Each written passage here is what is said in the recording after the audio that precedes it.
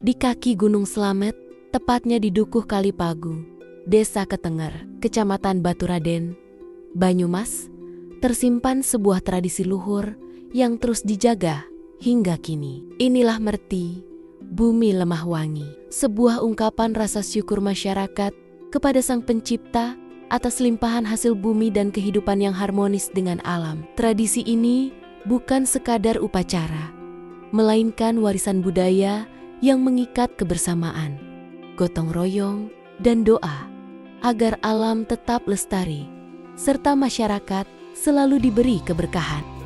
Halo semua, Assalamualaikum warahmatullahi wabarakatuh. Perkenalkan saya Erviana Eka Susanti, mahasiswa Pascasarjana Pendidikan IPS.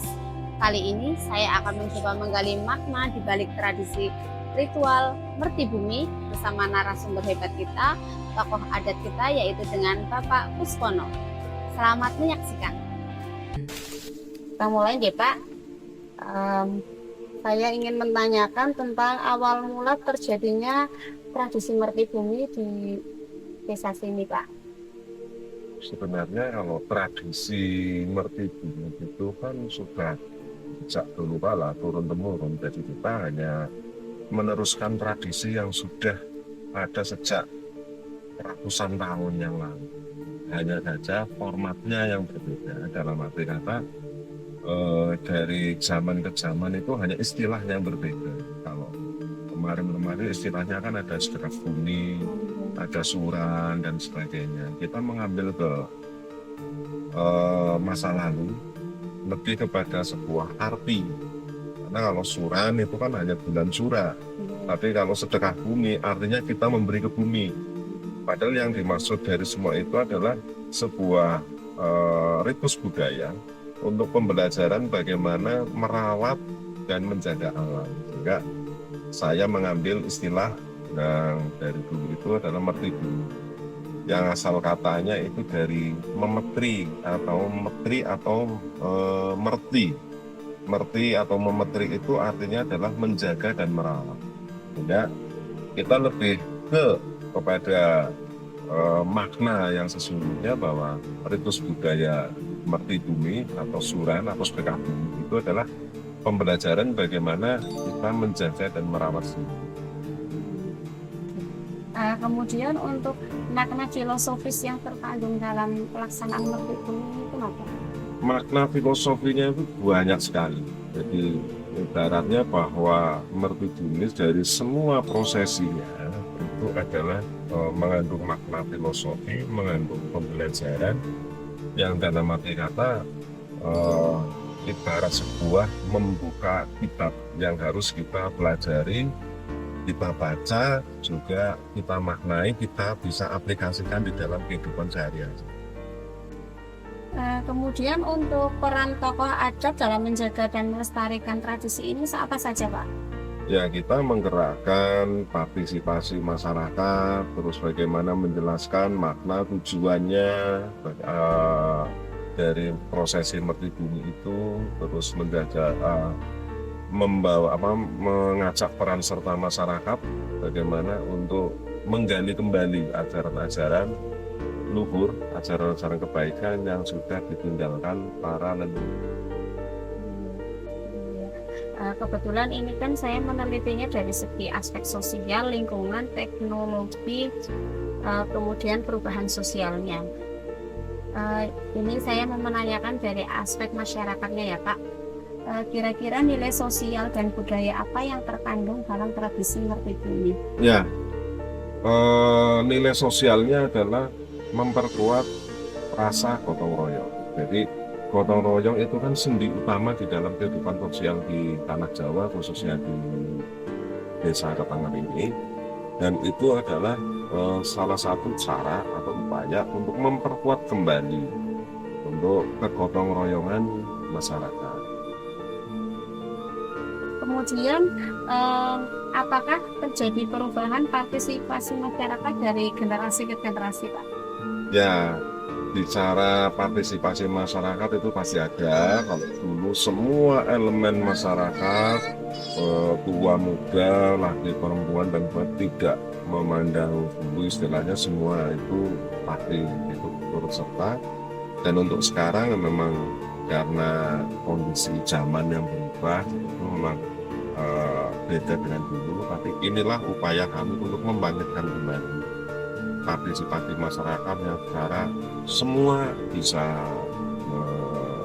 bergabung bersama untuk belajar, karena seperti ini bagi kami adalah sarana untuk belajar lagi, karena cara yang benar baik sesaji baik prosesi itu adalah pembelajaran semua, ibarat buku yang benar yang harus dibaca untuk dimaknai bersama.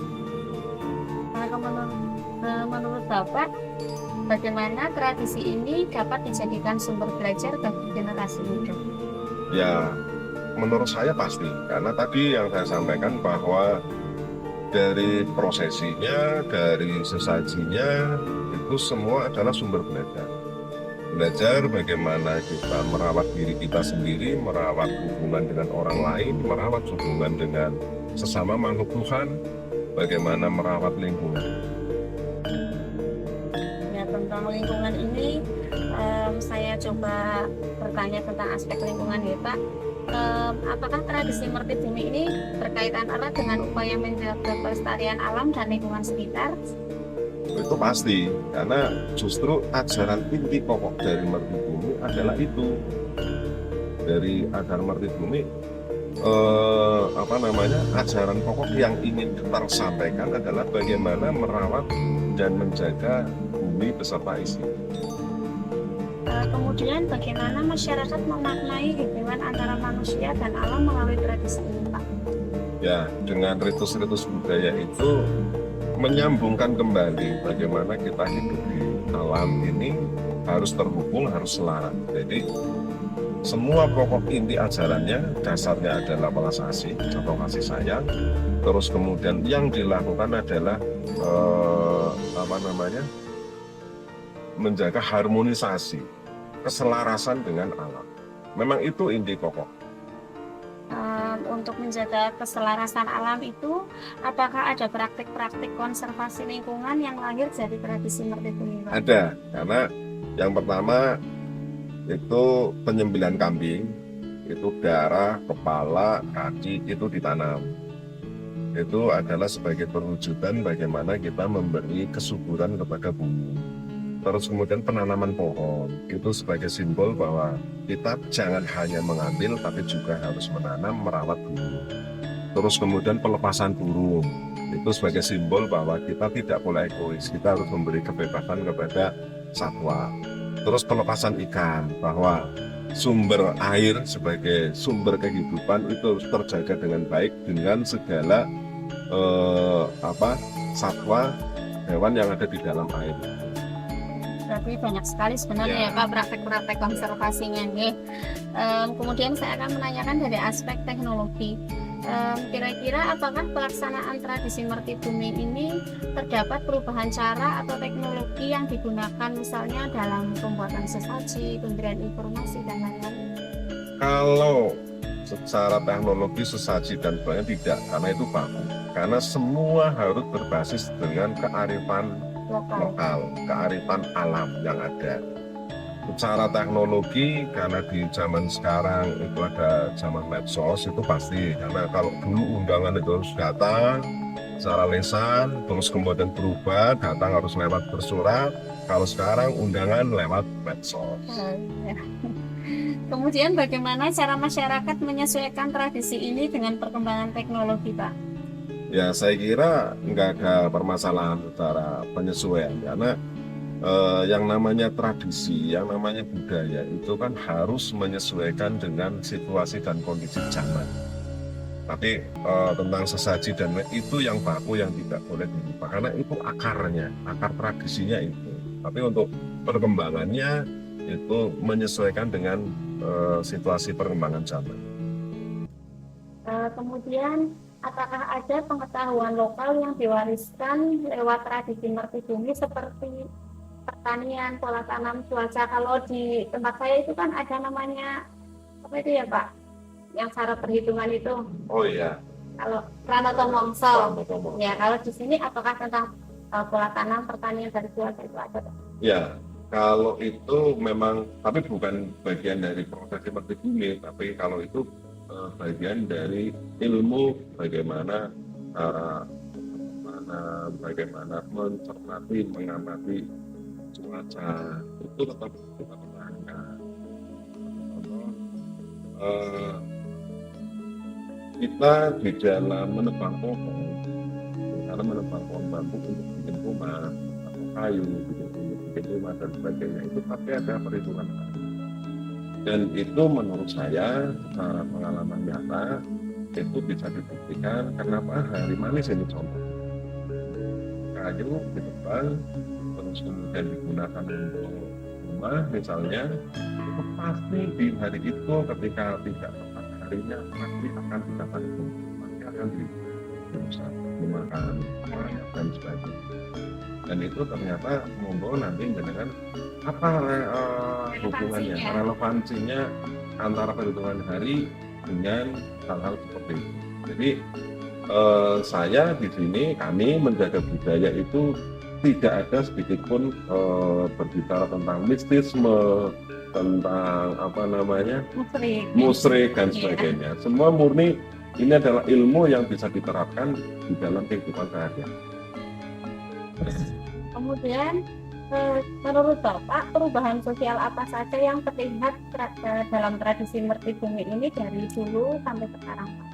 Yang kami buktikan bahwa jenengan bisa lihat di sini bagaimana alam bisa terjaga dengan baik, mereka bisa hidup dan berkehidupan di lereng selatan Slamet, tapi hutan alamnya masih terjaga. Itu bukti nyata bahwa kita masih bijaksana di dalam apa namanya menggunakan sumber daya. Oke. Karena pengaruh modernisasi dan globalisasi terhadap kelangsungan tradisi ini Pak. Ya. Global. Itu ada negatif dan positifnya. Positifnya apapun yang kita lakukan, walaupun kita tidak menyebarkan, tapi pasti akan tersebar informasinya dengan cepat. Jadi kalau informasi yang positif diterima itu dalam hitungan detik, menit itu tersebar dengan baik. Negatifnya arus globalisasi akan berpengaruh kepada pelaku, kadang-kadang terkontaminasi dengan budaya luar, terus kemudian orang menganggap bahwa hal ini yang juga tidak penting, terus kemudian dengan adanya pengaruh keyakinan agama itu juga akan berpengaruh bahwa karena mereka tidak tahu apa yang dilakukan secara nyata di lapangan, menganggap musrik, menganggap ini pertentangan dengan hukum dan sebagainya. Itu tantangan-tantangan. Kemudian ini saya mau menanyakan tentang simbol-simbol ya Pak ya. Kalau yang kemarin dibawa di Panggul itu Pak, itu ada gunungannya apa tidak ya Pak? Kalau gunungan itu kan simbol hasil bumi yang menggunung, harapannya melimpah ruah sebagai ungkapan syukur. Yang harapan masyarakat bahwa nanti hasil buminya akan melimpah ruah bagaikan gunung. Tapi karena kita hidup di lereng gunung, maka tidak bawa gunung. Karena gunungnya sudah ada yang nyata. Itu bawahnya namanya jodang atau jodangan atau wadong. Apa itu Pak? Wadong itu adalah tempat seperti rumah-rumahan. Oh yang kemarin dibawa itu deh. Itu ada bentuk rumah-rumahan, di dalamnya ada isi tumpeng selamat, tumpeng kuat beserta lauk-lauknya, kemudian di sekelilingnya dihiasi dengan hasil bumi. Ada apa namanya, pendem Allah membantu tanah gempa. Nah ini setiap benda-benda tersebut apakah memiliki makna seperti misalnya kan ada tumpeng itu ya Pak ya. Itu tumpengnya yang Kolong namanya. apa namanya itu? Kolong.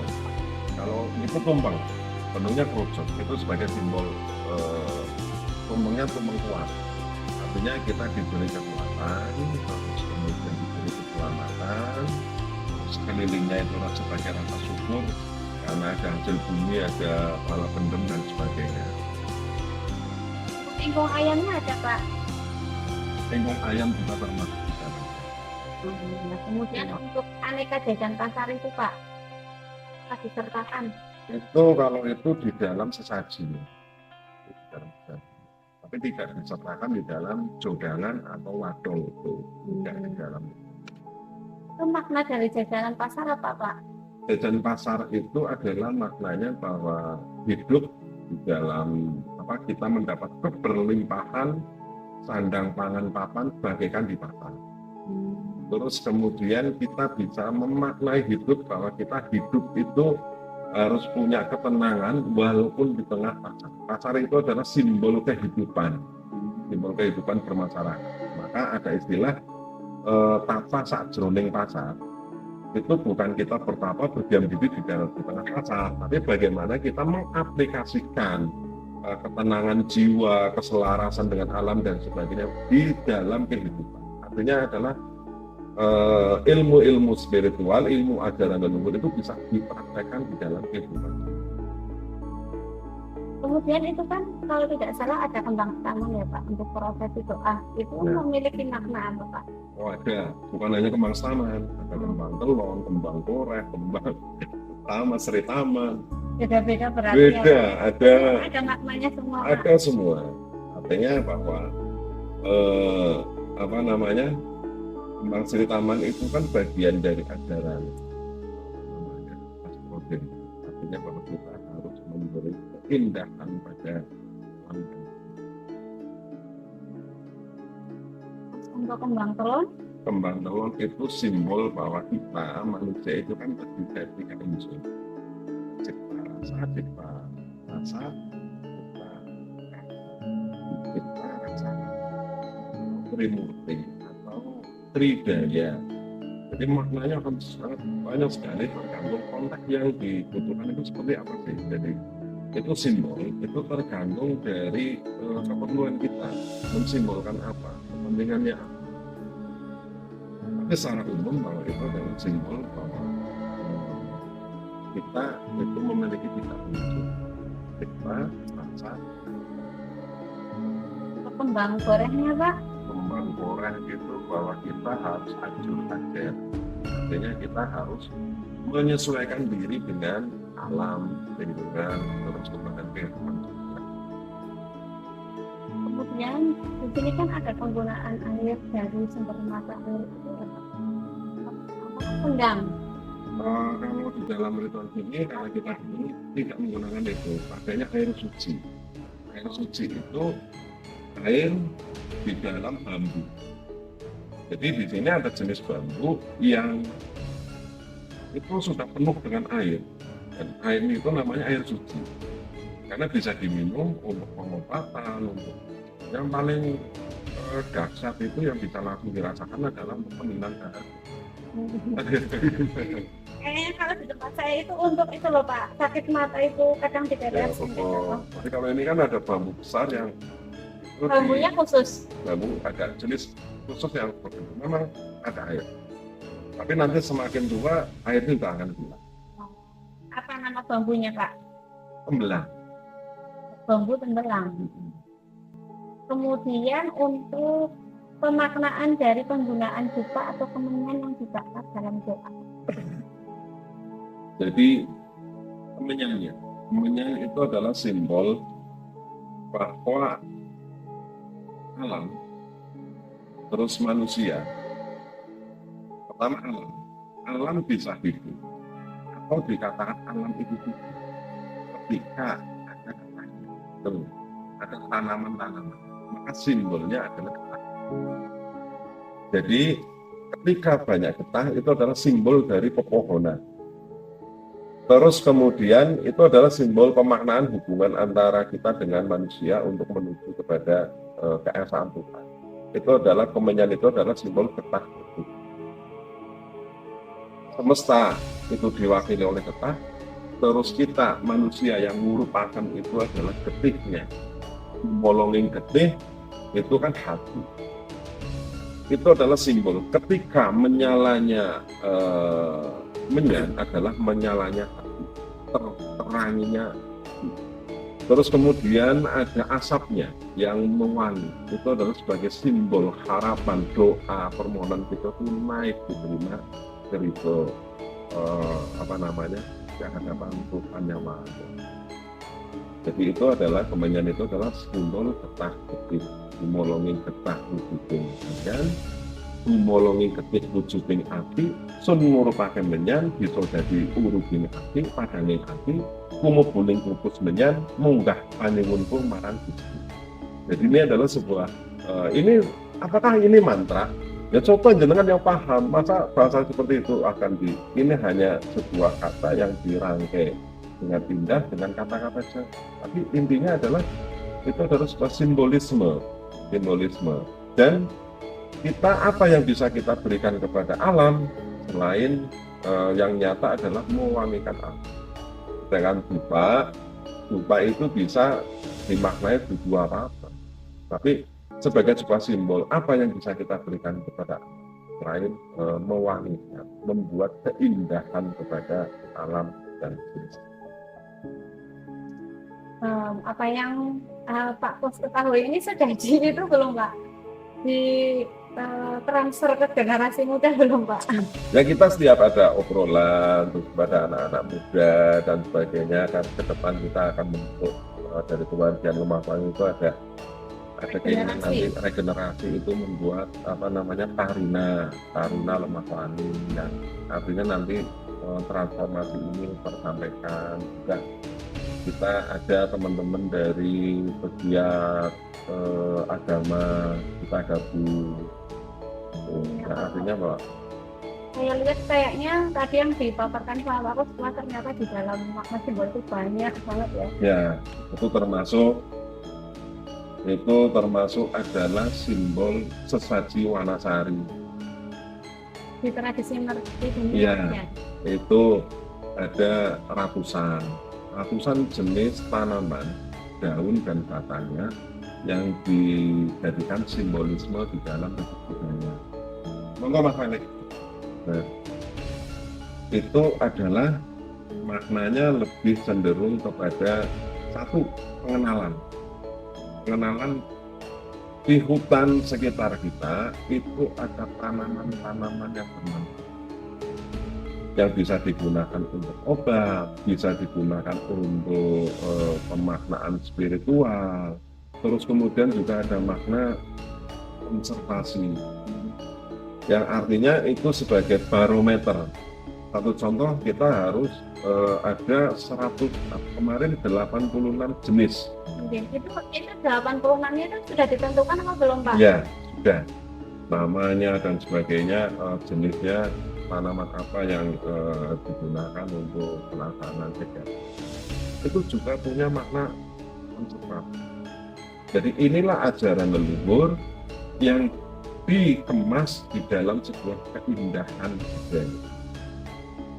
Ada ajaran leluhur kita itu kan luar biasa. Doa, keyakinan, dikemas dengan seni, dikemas dengan sebuah manfaat.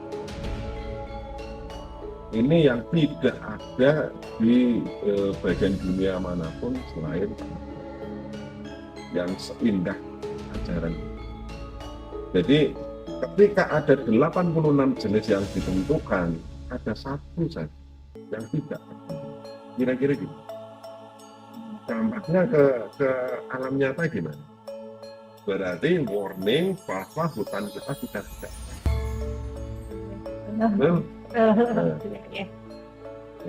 Makna yang kedua itu mengajarkan dipajang di situ supaya peserta ritual itu paham, supaya anak-anak muda itu juga paham apa saja yang ada di sana. Tanaman apa saja. Harapannya nanti ada yang bertanya, ini tuh daun apa namanya? Intinya untuk kegunaannya itu harapan. Sehingga inilah ajaran leluhur. Jadi jangan pernah, sekali lagi jangan pernah bahwa kegiatan seperti ini adalah mistis, kegiatan seperti ini tidak relevan lagi di dalam kehidupan modern. Semodern apapun, semaju apapun peradaban kita, tanpa alam apa yang bisa hidup dari adab itu ada dua jenis. Yang tidak ada durinya namanya adab serap, yang ada durinya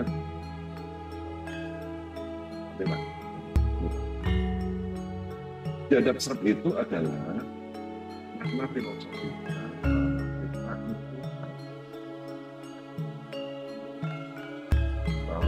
situasi apapun itu tenang, tapi setenang apapun aku dapat lagi itu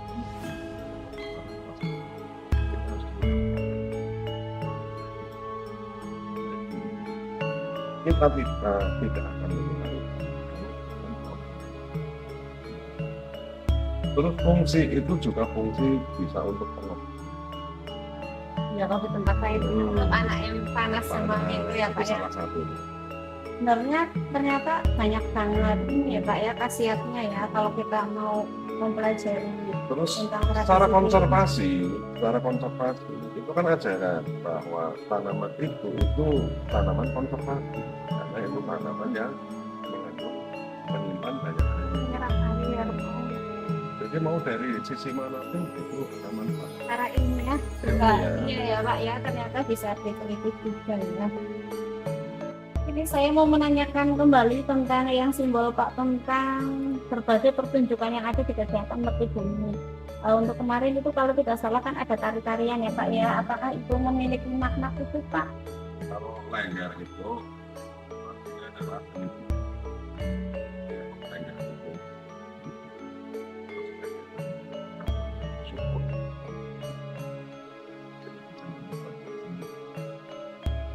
Kemudian untuk pakaian adatnya Pak, apakah punya makna tersendiri? Ya, kalau kita di dalam ritual itu sama kita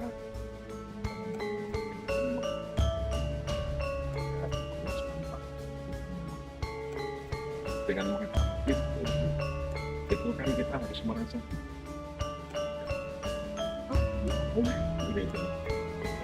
Saya malah baru tahu maknanya seperti itu. Belajar banyak banget Pak. ada makna yang lebih mendalam lagi bahwa tujuan manusia Jawa itu adalah mencapai titik tujuan.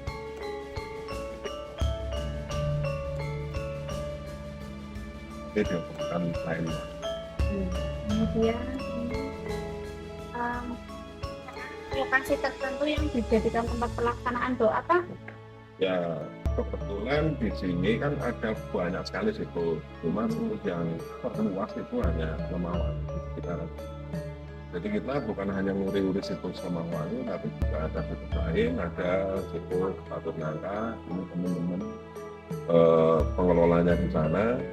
Jadi situs budaya juga, kalau sana itu memang sudah ada identitasnya, dalam arti kata kalau sana lebih ke agama Islam karena sudah masuk era Islam. Tapi kalau sini kan era yang harus netral karena jauh belum ada agama masuk, sehingga sini netral dalam arti kata semua agama kepercayaan di universal. Kemudian bagaimana makna prosesi doa atau keselamatan yang dipimpin oleh tokoh Pak? Nanti yang memimpin tokoh itu siapa sih? Pemimpin prosesinya adalah dari pembina Eyang Nursanjaya. Doanya apa? Maknanya apa? Doanya ada ungkapan doa, ada yang secara lisan, tapi lebih cenderung kepada wening barang. Itu Pak. Wening barang itu seperti meditasi. Jadi yang namanya bersyukur itu cukup dengan diam, menikmati, menerima apapun yang sudah diberikan oleh Allah Subhanahu wa Ta'ala. Kemudian mengapa waktu pelaksanaan Merti Bumi itu biasanya mengikuti siklus tertentu Pak? Ya, Karena di dalam Jawa itu, tahun Jawa itu kan bulan pertama, bulan yang diartikan itu kan bulan Sura, bulan pertama di dalam kalender tahun Jawa. Karena mendasari itu. Kemudian apa pesan yang ingin disampaikan Bapak kepada generasi muda tentang tradisi Merti Bumi ini, Pak? Yang pertama bahwa tradisi Merti Bumi dengan berbagai macam ajaran kaluhuran, harapannya bagaimana bisa dipelajari bersama-sama, dimaknai, karena menurut saya ajaran-ajaran luhur yang terkandung di dalam prosesi Merti Bumi itu masih sangat relevan. Bahkan menurut saya saat inilah yang paling tepat untuk menjalankan ajaran luhur lewat Merti Bumi. Kemudian apa pendapat Bapak seandainya tradisi ini dijadikan sebagai sumber belajar di sekolah? Menurut saya sangat bagus, karena nanti akan bisa dijelaskan makna-makna sesaji itu hanya simbol. Sesaji itu hanya simbol.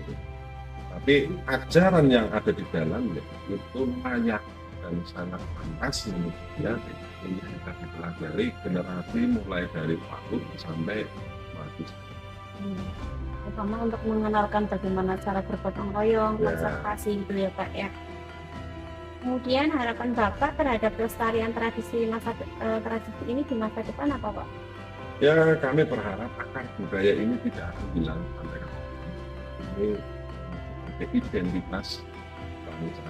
Terus kemudian ini ajaran kaluhuran, karena menurut saya, karena saya di budaya, ajaran leluhur ini sudah teramat sangat kaya sekali dengan makna filosofi, makna harfiahnya juga. Terus kemudian ini adalah ajaran-ajaran yang sangat nyata, karena ilmunya adalah ilmu asli nyata, ilmu nyata yang tidak Bisa dilihat dalam mata kita ya Pak. Iya. Ini saya sekarang bertanya pada Bapak sebagai perangkat desa nih Pak. Sejauh mana keterlibatan pemerintah desa dalam penyelenggaraan tradisi Merti Bumi? Kalau tradisi Merti Bumi kebetulan ya di lapangan itu ya 2 tahun sekali. Jadi masyarakat selain dari tradisi ini juga ada di budaya. Tapi kalau tradisi Merti Bumi itu jadi begitu tradisi kan contoh itu sampai puluhan bahkan ratusan ribu. Tapi kalau kegiatan adat budaya murni itu murah, karena sesaji itu nggak sampai 3 juta. Di lingkungan sekitar ya Pak ya. Di lingkungan sekitar. Nah, nilainya sangat besar, tapi dengan harga murah.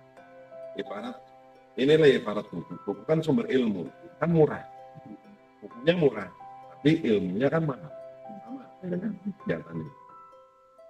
Kemudian apakah tradisi ini sudah menjadi agenda resmi desa atau masih berbasis swadaya masyarakat? Agenda desa juga berbasis masyarakat, karena ada dana dari desa, juga ada partisipasi.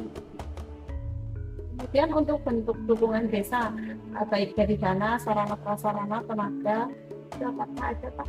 Ada kita anggarkan untuk kegiatan itu support dana juga, terus dari support secara non dananya juga, jadi waktu, tenaga, biaya itu ya, Kemudian untuk mekanisme koordinasi antara perangkat desa, tokoh adat dan masyarakat dalam perayaan ini bagaimana Pak? ya biasanya dari pemerintah desa itu membuat panitia. Panitia ini terdiri dari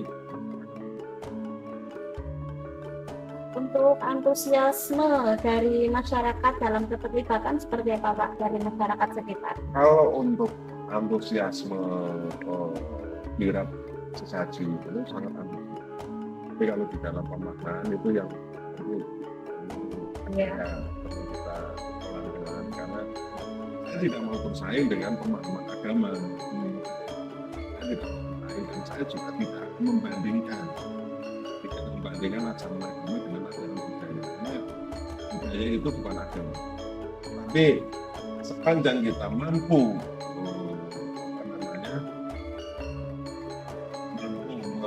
menerjemahkan dengan baik, itu bisa disandingkan. Kemudian apakah ada kelompok tertentu seperti Ibu PKK, Karang Taruna, pelajar yang dilibatkan secara khusus? Kalau kelompok PKK itu pasti, kelompok ibu itu pasti, karena dia tanpa ibu itu kan nggak bisa. Ya. Kan gitu. Kegiatan tanpa dukungan ibu itu jelas nggak mungkin bisa terlaksana. Kemudian untuk bagaimana pemerintah desa memastikan generasi muda tetap ikut berpartisipasi? Nah, susah biasanya. Ya, dengan itu sih hanya harapannya, memastikan jelas kita tidak mungkin. Jadi bagaimana kita mengupayakan terus, bagaimana tradisi berjalan, terus menggandeng dengan orang-orang yang memang paham dengan ajaran kaluhuran, terus kemudian bisa disandingkan dengan pemahaman. Saya mencoba mengkaji dari dampak sosial dan budayanya ya Pak ya. Menurut Bapak, bagaimana ngerti bumi mempengaruhi kerukunan dan kebersamaan warga desa? Itu pasti, karena untuk bisa mengikuti prosesi, mereka itu meninggalkan aktivitas rutin.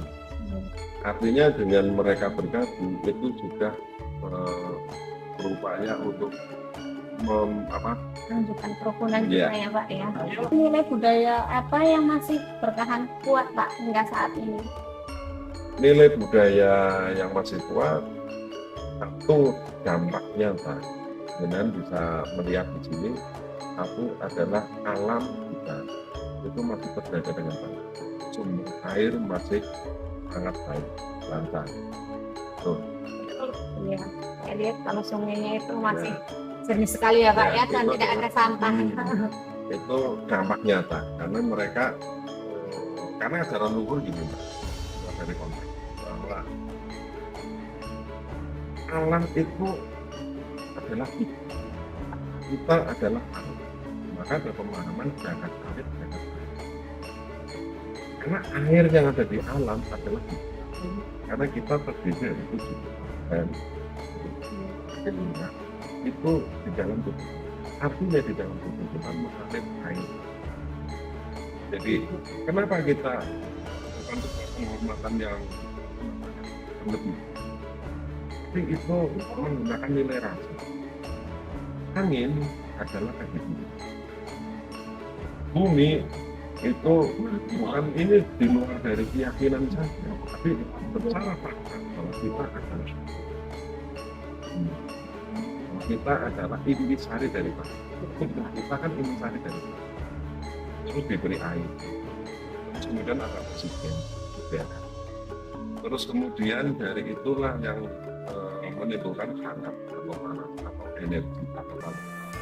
Jadi 4 unsur ini yang namanya sedulur 4, 5 papat itu adalah yang namanya sedulur papat apa? Ini udara itu adalah sebuah sehingga di dalam ajaran luhur itu kita menganggap air adalah kita adalah air, kita adalah udara. Karena hidup tandanya adalah udara itu sendiri. Tanpa udara yang keluar masuk, dari mati, tapi tidak ada. Sehingga itulah keselarasan yang dibangun oleh ajaran kaluhuran. Jadi sedulur 4, 5 panjat itu bukan goib di sana-sana, tapi sebagai sedulur kita, sebagai pendukung. Seperti itu. Goibnya di mana, mistisnya di mana, musyriknya di mana. Sebenarnya yang kayak apa pengetahuan seperti itu harus disebarluaskan Pak, Itulah. supaya pada tahu. Kayak saya Ya. baru dengar kan, jadinya Sesaji tercengang. contohnya kenapa ada wedang kopi, wedang teh, wedang bening dan sebagainya. Itu simbol pengakuan kita terhadap 4 unsur alam itu sebelum ini. Kopi apa Pak? Kopi itu simbolnya kuning, teh itu simbol kan kuning, itu simbolnya kehidupan.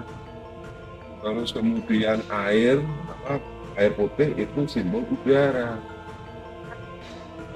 Satunya itu biasanya ada pancer air galugan atau apa, itu sebagai pancer. Nah itu kita nggak bisa buat. Berarti ada popok akoso ibu bumi. Popok akoso itu apa? Karena orang dulu itu teramat sangat itu menjaga hubungan dengan Tuhan, sehingga Kira-kira apakah perayaan Merti Bumi itu memiliki dampak ekonomi bagi masyarakat, Pak? kedepannya kalau memang seluruh masyarakat itu melakukan kegiatan dan kegiatan pasti, karena kalau kehidupan budaya itu berjalan, kan bunga itu akan menjadi daun pisang itu akan menjadi sebuah pembeda. Seperti di Bali. Di Bali itu hanya sebagai pengusaha pengadaan janur kuning itu bisa kaya raya. Iya. Kan itu. Nah, kemudian bagaimana pemerintah desa memanfaatkan tradisi ini untuk mendorong kesejahteraan masyarakat? Tadi ke depan itu bagaimana orang itu memahami makna tujuan, bukan hanya menutup mata, menutup pikiran, menutup hati, tapi benar-benar belajar apa makna-makna yang tersurat dan tersirat di dalam simbol-simbol ini, artinya membangkitkan sebuah kesadaran sehingga orang itu tidak hanya hidup di tangan-tangan, tidak hanya berdoa saja, tapi harus ada tindakan nyata untuk memperbaiki itu. Kemudian bagaimana cara Bapak melihat bagaimana cara tradisi Merti Bumi itu beradaptasi supaya sampai sekarang itu bisa diterima, Pak? Ya, tadi memang sudah saatnya sekarang kita buka tadi pemahaman itu bahwa sesaji itu bukan hanya terhenti kepada makna ritual, tapi harus dibuka makna yang sesungguhnya, maksud dan tujuan leluhur kita mengajarkan itu.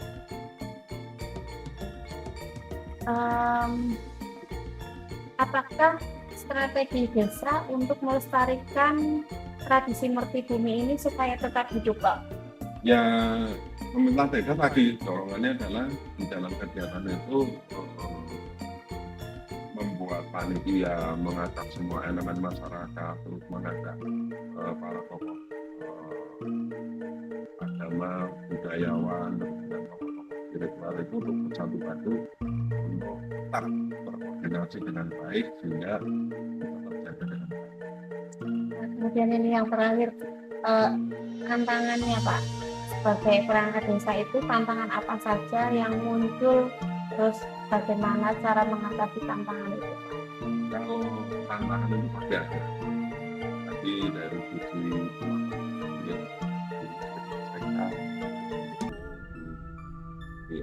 yang dianggap tidak relevan dan sebagainya, dari kemudian tantangan sama menggunakan logika saja atau tidak membangun intuisi. Jadi yang namanya indera keenam itu kan semua manusia punya. Indera keenam kalau dalam bahasa sekarang kan intuisi. Jadi kepekaan kan, sosial, kepekaan rasa itu yang harus dibangkitkan sehingga nanti satu kata mereka paham. Yang tantangannya itu tadi tantangan zaman jelas pasti harus teknologi, informasi dan sebagainya, terus harus kepercayaan yang menganggap ini bukan ajaran agama dan sebagainya. Terus cara mengatasinya ya kita tetap berjalan, bagaimana kita menunjukkan, saya menekankan kepada sedulur-sedulur Lemakwangi itu bagaimana menunjukkan bukti nyata bahwa dengan ikut bergabung kewargian itu di dalam kehidupan sosial itu menjadi lebih baik, terutama di dalam hidup berkeluarga. Jadi yang dulunya misalnya galak sama anak sama istri, dengan ikut ini karena sudah menggunakan perasaannya, lebih sayang lagi, lebih perhatian pada keluarga, sehingga keluarga akan membantu. Jadi bukti nyata yang harus dinyatakan di dalam sikap perilaku saya. Terima kasih Pak untuk penanganannya. sangat bermanfaat dan memberikan ilmu baru bagi saya. Tadi banyak sekali pengetahuan-pengetahuan yang saya belum tahu. Insya Allah nanti akan saya juga masukkan ke dalam penelitian saya supaya nanti bisa berguna untuk anak didik saya terutama, karena ternyata dalam tradisi ini bisa mengungkap banyak hal, bisa untuk pembelajaran banyak hal, tidak hanya pengetahuan secara kognitif ya, tetapi juga bisa untuk mengajarkan bagaimana siswa untuk lebih peduli dengan lingkungan, mampu menjaga gotong royong yang itu sekarang itu sudah mulai sibuk. Terima kasih untuk kalian hari ini. Assalamualaikum warahmatullahi wabarakatuh. Waalaikumsalam.